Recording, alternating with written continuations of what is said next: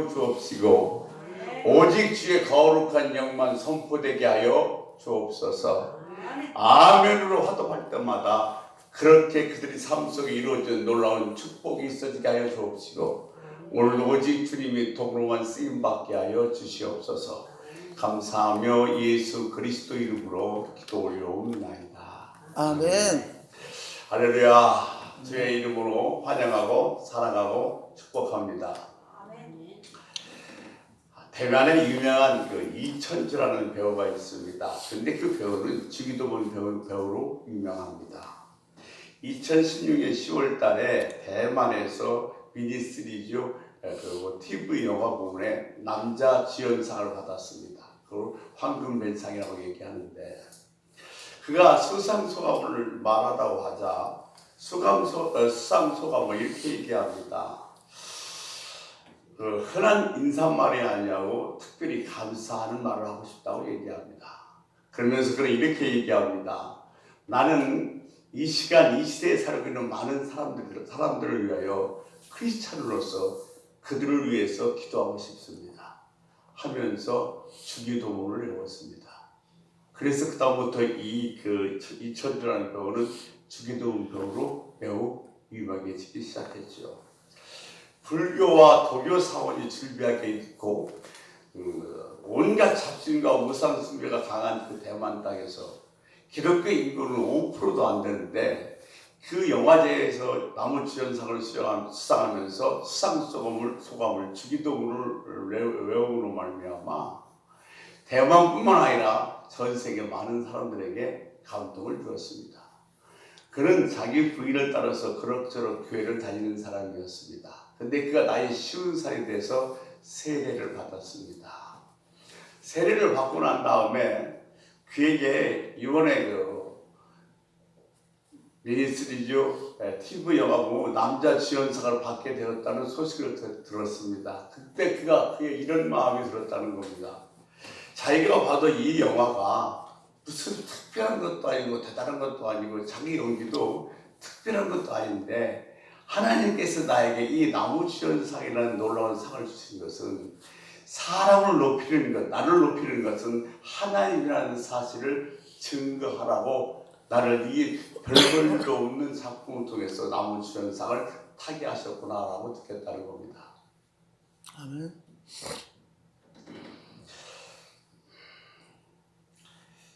그래서 그런 확신이 들자 수상소감에서 주기도문을 이야기했고요. 그가 2017년도에 한국에 와서 춘천에 있는 한마음교회에서 간증을 하면서 이렇게 고백했습니다. 자기가 믿는 하나님은 이렇게 고백합니다. 우리가 어떻게 하나님의 뜻을 알겠습니까? 우리가 어떻게 하나님의 계획을 알겠습니까? 하나님의 생각 하나, 모든 것을 다 섭렵하여 선을 이룬다는 것. 그리고 이어서 이런 말을 합니다. 저는 하나님의 도구입니다. 저는 사람을 의지해서 아무것도 이루지 못했다는 사실을 매일매일 기적적으로 체험합니다. 제가 말하는 것은, 제가 믿는 것은 하나님은 늘 제 곁에 계신다는 겁니다. 우리 모든 삶을 주관하여 주시는 것입니다. 하나님의 기적은 우리의 믿음과 우리의 삶 속에서 계속적으로 나를 따라오고 있습니다. 저는 배우입니다. 근데 이 배우는 제 2차 직업입니다. 나의 첫 번째 직업은 하나님을 높이고 간증하는 겁니다. 하나님께 영광을 돌립니다. 할렐루야. 이런 간증이 여러분이 간증이 될 수 있게 되시기를 주의 이름으로 축복합니다. 아멘. 우리들이 영화 중에 드라마 중에서 슬기로운 의사생활이라는 드라마가 있었습니다. 사실 우리가 의사 그러면 좀 바쁘고 짜증나고 환자들만 대하니까 스트레스도 받고 그래서 별로 재미도 없고 별로 신나는 것도 없는 그런 그 직업이 의사라고 생각하는데 정말로 슬기로우면 이 의사생활도 얼마든지 재미있고 즐겁고 신나게 할 수 있다는 사실을 보여주는 그 드라마가 아니었나 생각을 합니다.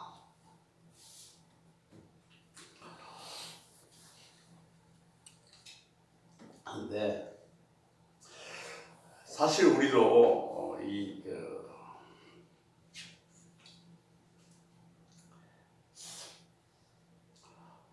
슬기라는 말은 우리나라 말입니다. 그리고 이것은 한문으로 지혜라고 얘기하는데 슬기라는 말을 우리나라 사전에서 찾아보면 이렇게 정의해 놨습니다. 사물의 이치를 빨리 깨닫고 사물을 처리하는 방도를 옳게 잘 생각하여 처리하는 능력과 재능이라는 의미를 담고 있습니다. 주님은 우리에게 지혜에 해당하는 슬기가 있어야 된다고 말씀하셨을까요? 성경에 나오는 슬기라는 단어를 꼼꼼히 비교해보면 하나님께서 누군가 우리를 가르치다는 의미를 담고 있습니다. 그렇다면 우리에게는 왜 슬기가 필요할까요? 우리가 신앙생활을 평생 해야 됩니다. 평생 신앙생활하면서 저는 정말 꼭 우리가 마음속에서 잊지 말아야 될 세 가지가 있다고 생각합니다. 하나는 거저 주었으니 거저 받았으니 거저 주라는 겁니다. 사실 여러분 우리 주는 것 대단히 아깝습니다. 주는 거 어렵습니다. 왜? 내가 어떻게 해서 벌었는데 내가 어떻게 해서 그걸 얻었는데 근데 그것을 그냥 나누어 주려니 아깝죠. 그러나 내 것은 내 것이 아니라 하나님께서 주신 것이라는 사실을 내가 인식하고 깨달으면 얼마든지 나누는 삶을 살 수 있습니다. 여러분이 기억하십시오. 지금 여러분이 갖고 있는 것, 여러분이 주어진 것, 그 어떤 거라도 내 것이 아니라 하나님께서 주신 것이라는 사실을 말합니다. 아멘. 두 번째는 오직 하나님만 바라봐야 됩니다. 사실 우리가 신앙생활에서 보면 여러 가지 환경과 어려움이 부딪히면 그 환경과 어려움만 바라볼 수밖에 없어요. 아니 그치, 이 환경도 하나님과 함께 바라봐야지 그렇게 생각하면서 다시 하나님을 기억해낼 수는 없습니다. 언제나 항상 하나님이 내 안에 계셔서 뭘 보든지 하나님과 함께 볼 수 있어야 됩니다. 같은 것이라도 하나님과 함께가 보면 무엇이 달라지냐면 그것을 해석하는 능력이 다릅니다. 여러분 중요합니다. 문제가 중요한 것이 아니라 문제를 해석하는 능력이 중요합니다.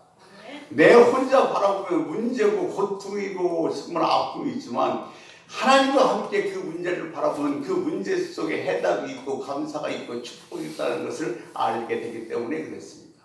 그래서 항상 우리는 하나님만 바라보며 살아야 됩니다. 그리고 세 번째는 평안의 복을 빌어주라는 겁니다. 여러분 누가 됐든 간에 나를 슬프게 했고 나를 힘들게 했고 나를 아프게 했다 할지라도 우리는 그 사람들에게 평강의 복을 빌어줘야 합니다. 이것이 주님께서 우리들이 신앙생활하면서 해야 될 중요한 세 가지라고 가르쳐주고 계십니다. 우리가 걸어갈 금년뿐만 아니라 앞으로 계속 살아갈 우리의 삶 속에서 직면하고 있는 상황과 오늘 본문에 나오는 내용과 별로 차이는 없다고 생각합니다. 16절 보십시오.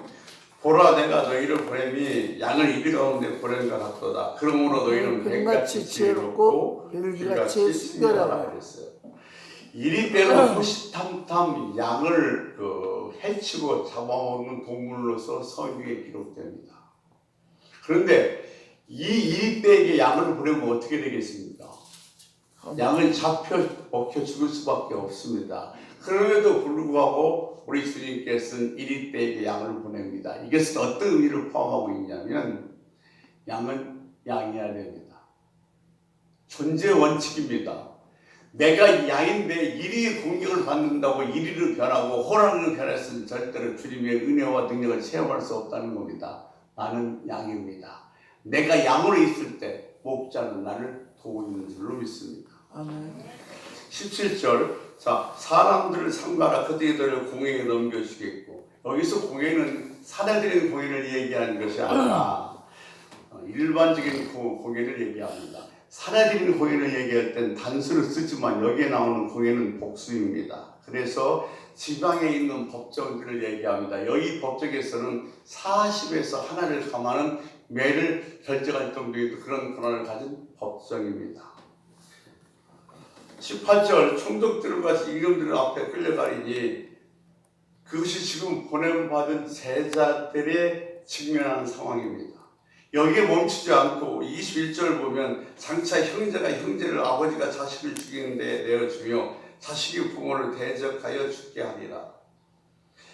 이것이 어떤 사회의 핍박에만 머무는 것이 아니라 가족 단위로도 고통을 받게 된다는 것을 얘기하고 있습니다. 23절 너희가 이 동네에서 박해를 받고는 저 동네를 피하라. 내가 진실로 또 이게 뭐냐면 동네에서도 박해가 일어난다는 거예요. 오늘 본문 전체는 제자들의 가야에서 직면한 세상들을 이야기하고 있는 겁니다. 그리고 이 세상들은 지금 이 제자들과 사도들을 어떻게 대화할 것인가에 대해서 설명해 주고 있는 것이 오늘 본문 마태복음 10장 16절에서 23절의 말씀입니다. 우리 지금 코로나 시대를 살고 있는 이 시대와 저는 똑같다고 생각합니다. 여기 예수 믿는 사람이 있습니다. 코로나가 창궐했습니다. 그럼 그 다음날 회사에 가면 같은 동료가 묻습니다. 너 어제 교회 다녀왔어? 그 말은 무슨 말이에요? 그 당시 하도 코로나19가 여러 선교단체 또 사회단체 뿐만 아니라 교회에서 집단적으로 일어나니까 너 코로나가 그렇게 유행인데 또 교회 다녀왔어라는 진장과 같은 소리입니다. 그러다 보니 예수를 믿는 것이 오늘날처럼 부담스럽고 힘들었을 때가 저는 없다고 생각합니다. 코로나가 많이 줄어들었다고 하지만 우리는 또 알 수가 없습니다. 나머지 세상도 그렇게 눅눅하지는 않습니다. 코로나가 다 종식된다 할지라도 많은 학자들은 그 옛날처럼 코로나 이전부터 교회가 활기를 띠고 즐겁고 신나게 그렇게 예배생활, 신앙생활 하기는 상당히 어려워질 거라고 이야기를 하고 있습니다. 오늘 본문이 지금 세상으로 나가야 될 제자들을 향해서 이야기하고 있다면 오늘날 우리들이 살아갈 이 세상과 별 다를 바가 없다는 겁니다. 여러분, 금년도 벌써 3분의 1이 지났습니다만 나머지 3분의 1을 걸어가는 한 해도 이런 모습들이 우리의 삶 속에서 기다리고 있다고 봐도 틀릴 만은 아닙니다. 그래서 오늘 그 본문 16절에서 23절 말씀을 통해서 주님 우리들에게 세 가지를 부탁하고 계십니다. 첫 번째가 마태복음 10장 16절입니다. 우리 같이 한번 읽어보겠습니다. 같이 읽습니다. 보라 내가 너희를 보낸 것 같도다. 그러므로 너희는 뱀같이 지혜롭고 비둘기같이 순결하라. 보라 너희를 보내면 이리 가운데 보낸 것 같다. 그리고 첫 번째 부탁이 뭐예요? 뱀처럼 지혜롭고 비둘기같이 순결하라. 그런데 우리가 가만히 생각해 보면 뱀과 비둘기는 잘 안 어울리는 그 커플입니다. 그리고 수식된 단어 뱀처럼 지혜롭고 비둘기처럼 순결하라도 잘 어울리지 않는 어떤 공존할 수 없는 개념입니다. 근데 뱀같이 지혜롭고 비둘기같이 순결한 것이 어떻게 하나로 조합될 수 있습니까? 그런데 주님은 그렇게 해야 된다고 말씀하고 계신 겁니다. 많은 학자들과 교부들이 뱀처럼 지혜롭고 비둘기같이 슬기롭다는 얘기를 쭉 설명해 놨는데 얼마나 많은 그 다양한 설명이 있는지 모릅니다. 그 중에서 오르겐이라는 교부는 이렇게 설명해 놨습니다. 뱀이 누웠던 게 공격을 받으면 꽈리를 틀고서 머리를 딱 숨겨서 머리를 보호한다는 겁니다. 그러니까 우리가 어떤 상황, 어떤 어려움이 왔어도 우리의 머리신 예수 그리스도를 우리는 잘 보고 지켜야 된다. 그렇게 해석해 놓기도 했습니다. 뱀이 성경 전체에서 갖고 있는 특징은 두 가지입니다. 민첩성과 민감성입니다. 이것이 뱀의 공통적인 특징입니다. 그렇죠. 그런데 이 뱀처럼 지혜롭고 비둘기같이 순결하고 얘기하고 있습니다. 비둘기처럼 순결하는 것은 순결은 성경 전체를 찾아보면 어떤 의미냐면 나눠지지 않는 마음, 나눠지지 않는 마음으로 오직 주님만 바라보는 마음이 순결한 마음이라고 얘기했습니다. 이게 뱀처럼 민감하고 민첩하고 비둘기처럼 나눠지지 않는 마음으로 주님만 바라보는 마음, 그 마음을 우리들이 가지라는 것, 그런 태도를 가지라고 주님께서는 가르쳐주고 계신 겁니다. 그러니까 뱀처럼 지혜롭고 비둘기같이 슬기로운 다른 얘기가 아니라 뭐요? 한 이야기입니다. 이 민첩하고 민감하라 이 말씀을 우리가 한번 생각해 보면 우리 힘들고 어렵고 여러 가지 핍박과 고난이 올 때에 어떤 경우에도 민첩하고 민감하게 마음을 나누지 않으면서 주님만 바라보는 태도, 이것이 정말 슬기로운 성도들의 태도라는 것입니다. 신랑 대신 예수 그리스도를 무조건 바라보는 민첩성과 민감성을 잃어버리지 말라는 겁니다. 그러니까 앞서 말씀드린 것처럼 이 두 이야기는 두 얘기가 아니라 하나의 이야기입니다. 이것이 슬기로운 사람들이 가져야 될, 슬기로운 성도가 가져야 될 첫 번째 태도인데, 정말 힘들고 나를 무너뜨릴 같은 그런 상황 속에 올 때라도 우리는 예수님의 옷자락을 붙잡아야 됩니다. 주님의 십자가를 붙잡아야 됩니다. 얼른 예수님의 손을 붙잡아야 됩니다. 이것이 바로 뱀같이 지혜롭고 비둘기같이 순결한 태도입니다. 그러니까 이 이야기는 두 얘기가 아니라 하나의 이야기입니다. 이게 여러분이 무슨 일을 만나든 아주 민첩하고 민감하게 예수의 손을 붙들어야 됩니다. 이것이 길입니다. 예수님이만이 이것이 답이 되기 때문에 그렇습니다. 오늘 성경에서 이스라엘 백성을 통칭해서 비둘기라고 은유적으로 얘기를 하고 있습니다. 아가서 1장 5절에 이렇게 얘기하고 있습니다. 같이 한번 읽겠습니다. 내 사랑아 너는 어여쁘고 어여쁘다. 내 눈이 비둘기 같구나. 이 비둘기는 예수님의 사랑의 대상인 신부의 모습, 오늘로 말하면 우리들의 성도들의 모습을 표현하고 있다고 봐도 무방합니다. 그런데 비둘기 전체를 비둘기처럼 뭐하라고요? 순결하라고요. 성결 전체를 통해서 이 순결이라는 것은 앞서 말씀드린 것처럼 나눠지지 않는 겁니다. 오로지 신랑만 바라보는 것이 순결한 태도입니다. 그러니까 뱀같이 민첩하고 민감하고 비둘기처럼 마음이 나눠지지 않고 오직 주님만 바라보는 태도, 이것을 가르쳐주고 있는 것입니다. 여러분, 이게 바로 슬기로운 성도들이 가져야 될 첫 번째 태도입니다.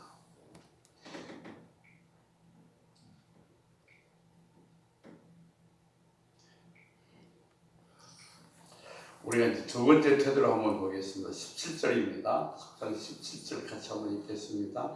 사람들을 상대하라. 그들이 너희를 공회에 넘겨주겠고 그들이 회당에서 채찍질하리라. 그들은 어떤 특별 집단을 얘기하는 것이 아닙니다. 유대인, 이방인 등 종교 지도자들을 얘기하고 있습니다.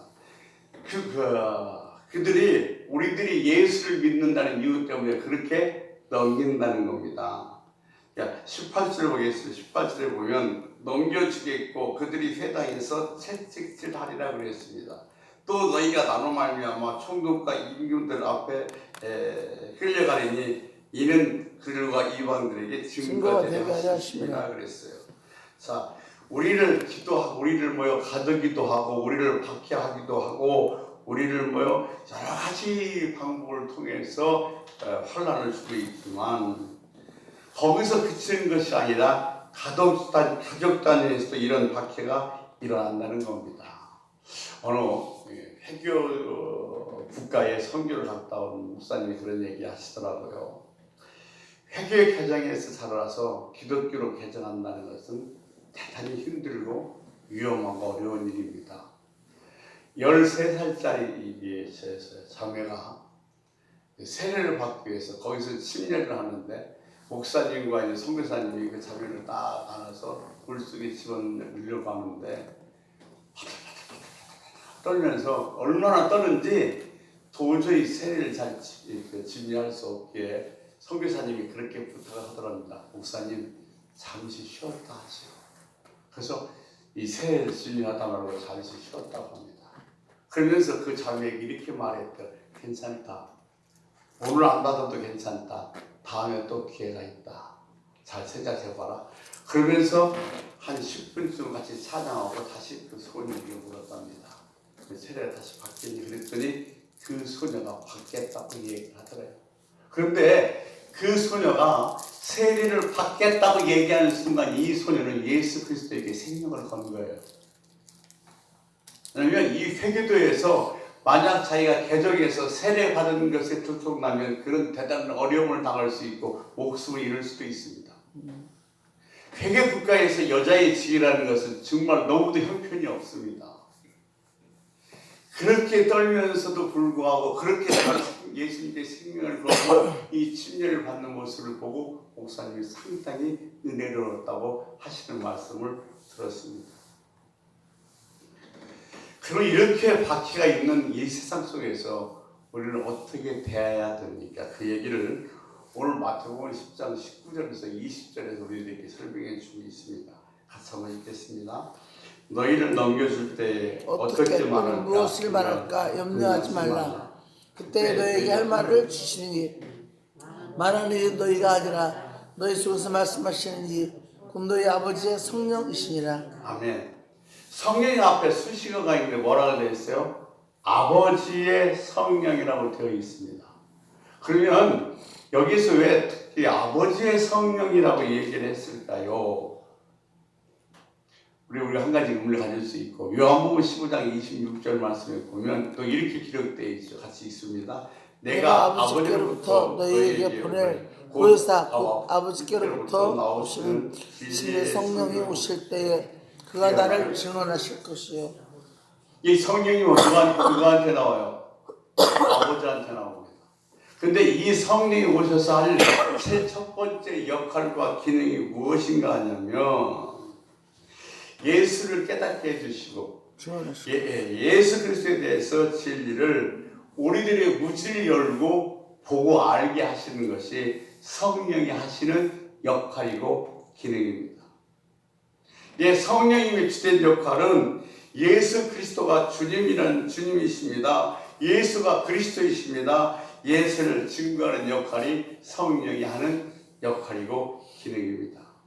그러니까 무슨 얘기냐면 너희들이 핍박과 어려움과 고난이 오는데도 너와 함께 하시고 성령께서 너와 함께 하시고 아버지께서 보내신 성령께서 너와 함께 하시고 도와주시겠다는 거예요. 그래서 그 앞에 아버지라는 단어를 썼던 겁니다. 여러분 마태복음 6장에 뭐 이런 말이 나오죠. 너희는 무엇을 먹을까 무엇을 마실까 무엇을 먹을까 걱정하지 말아라. 이것은 다 이방인이 구하는 것이다 그랬어요. 그렇다면 이방인과 우리들의 가장 큰 이 차별은 무엇일까요? 이방인과 우리의 가장 차별은 뭐냐면 이방인은 모든 필요한 것을 자기가 하려고 하는 사람이 이방인입니다. 어떤 혈족이나 어떤 뭐 그런 계통의 무리가 아니라 어떤 일이든지 자기가 하려고 하는 사람, 이 사람들이 바로 뭐냐면 이방인이라는 겁니다. 그런데 우리에게는 뭐요? 천부께서 하나님의 아버지가 되어 주십니다. 그분이 미리 알고 준비하시고 인도하시고 가르쳐 주시니 우리는 이것이 필요해요, 저것이 필요해요 말할 필요가 없다는 거예요. 여러분 우리가 부모도 되어봤고 자식도 되어봤습니다만 부모는 자식이 필요를 미리 알고 있고 그가 자식을 위해서 준비해 놓은 게 부모입니다. 물론 때로는 형편이 안 되면 그러지 못할 때도 있지만 하나님은 그렇지 않습니다. 전능하신 분이십니다. 그래서 우리 형편을 너무 잘 알고 계셔요. 그래서 무엇이 필요한지 어느 쪽으로 가야 되는지 다 알려주고 준비하시고 함께 하신다는 거예요. 그래서 너희들은 무엇을 말할까 무엇을 먹을까 걱정하지 말라는 겁니다. 이것이 아버지가 하는 일이에요. 그러니까 두 번째 성도들이 가져야 될 슬기로운 신앙생활의 태도는 뭐냐면 염려하지 말라는 거예요. 걱정하지 말라는 겁니다. 예, 두 번째 우리에게 주시는 그 슬기로운 태도는 뭐냐면 걱정하지 말라, 염려하지 말라는 말씀입니다. 오롯이라고 여러분 한 마음을 이야기합니다. 우리도 가끔 성도들 때 보면 이런 분이 계십니다. 대안이 있어요. 내가 기도해서 안 되면 이게 해보겠다는 대안이 있어요. 근데 절대로 우리는 대안이 있어서는 안 됩니다. 우리의 대안은 주님이십니다. 아멘. 아멘. 이게 우리에게 다른 것 없어요. 주님의 대안이십니다. 사실 믿는다는 게 쉬운 건데 여러분, 이 믿음이 언제 필요해요? 안 보일 때, 내가 흔들릴 때 이 믿음이 필요한 겁니다. 이게 이 믿음의 근거는 확신이 아니라 하나님의 약속입니다. 그러니까 여러분 이 약속을 붙들고 복된 여러분 되시길 축원합니다. 아멘. 오늘 10장 21절 말씀입니다. 장차 형제가 형제를 아버지가 자식을 죽는데 내주며 자식들이 부모를 대적하여 죽게 하리라. 또 너희가 내 이름으로 말미암아 모든 사람에게 미움을 받을 것이니 끝까지 견디라. 견디는 자는 구원을 얻으리라고 했습니다. 세 번째 요구하는 태도는 뭐냐면 끝까지 견디라는 겁니다. 끝까지 견디라 해서 끝까지와 견디라는 같이 붙어 있는 것이 아닙니다. 끝까지와 견디라는 다른 이야기입니다. 그럼 끝까지는 물론 여러분 오고 가는 모든 사람들에게 언제가 시점을 얘기하겠죠. 근데 견디라는 것은 그냥 가만히 기다리라는 얘기가 아닙니다. 우리가 신앙생활하면서 무조건 주님이 어떻게 하실지 그때까지 기다린다면 그보다 더 힘들고 무거운 짐은 없을 것입니다. 그리고 오늘 여기서 너희들이 끝까지 견디라는 말은 무슨 얘기냐면 이런 얘기예요. 오디션 프로그램에 싱 어게인이라는 프로그램이 있더라고요. 언젠가 살짝 보다 보니까 거기는 정말 천재적인 뮤지션들이 나와서 자기들이 이렇게 그 참기 이런 끼를 자랑합니다. 근데 심사위원들이 그들이 내면의 세계를 이렇게 설명합니다. 저에는 똘끼가 있습니다. 똘끼라는 것이 미친 것이 아니라 천부적인 음악의 끼가 그 안에 잠재하고 있다는 거예요. 그런데 그 평가하면서 심사하는 심사위원이 한 내용 이런 말을 해요. 자, 음악하는 사람들은 내면의 이 끼가 대단히 중요합니다. 근데 그 내면의 끼가 밖으로 폭발해야 됩니다. 아무리 이 안에 끼가 많아도 밖으로 폭발을 달면 그 끼는 아무 소용이 없습니다. 근데 그 어느 것도 당해낼 수 없는 밖으로 표출하는 끼, 그 끼 중에서 최고의 끼가 뭐냐면 성실함입니다. 신실하다는 얘기인 거예요. 여러분 여기서 견디다는 얘기는 성실하다, 신실하다는 얘기인데 버텨내는 거예요. 어떤 상황이 와도 어떤 날씨가 비바람이 불고 때로는 눈이 오고 영하로 내려가도 거기서 그 자리에서 버텨내는 것, 이것이 신실한 것, 이것이 성실한 겁니다.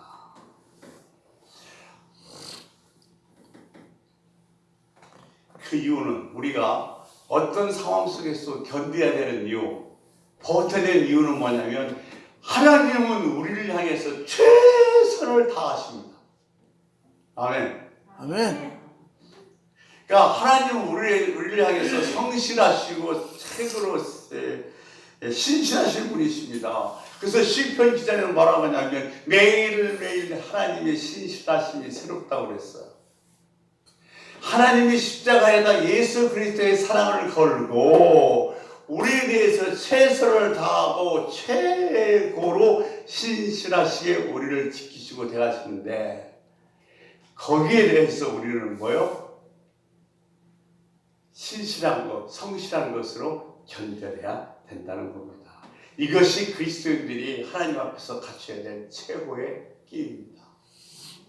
그러니까 여러분 우리가 신앙생활하는 데 있어서는 이 세 가지 슬기로운 태도를 붙잡는 겁니다. 하나는 뭐냐면 어떤 상황 속에서라도 민첩하고 민감하게 아주 빠르게 마음이 나뉘지 않고 하나님만 바라보는 겁니다. 또 두 번째는 뭐냐면 하나님이 우리 전부입니다. 성령이 도와주십니다. 하고 염려하지 않는 겁니다. 그리고 세 번째, 하나님은 나를 신실하게 최고로 사랑하심으로 나는 어떤 상태에도 이 신실함, 이 믿음을 견뎌내는 것, 버텨내는 것, 이것이 슬기로운 신앙의 태도라고 얘기하고 있는 겁니다. 설교 다 끝나지 않았습니다. 정말 중요한 거 하나가 남았습니다. 우리 23절 같이 한번 보겠습니다. 이 동네에서 너희를 박해하거든 저 동네로 피하라. 내가 진실로 너에게 이르노니 이스라엘 모두 동네를 다 다니지 못하여서 인자가 오리라. 자, 앞에서 설명한 것과는 정반대입니다. 이 동네에서 박해하거든 저 동네로 가래요. 얍삽하라는 건 이렇게 아닙니다. 이것은 바로 뱀처럼 지혜롭고 빌기처럼 순결한 얘기의 결론입니다. 왜요? 신앙은 무모한 것이 아닙니다. 여러분 사도행전에 보면 사도행전에서 사도 바울을 중심으로 써놓은 글 중에서 상당히 참 우스운 글이 많이 있습니다. 사도 바울은 정말로 많은 핍박당에 도망다녔습니다.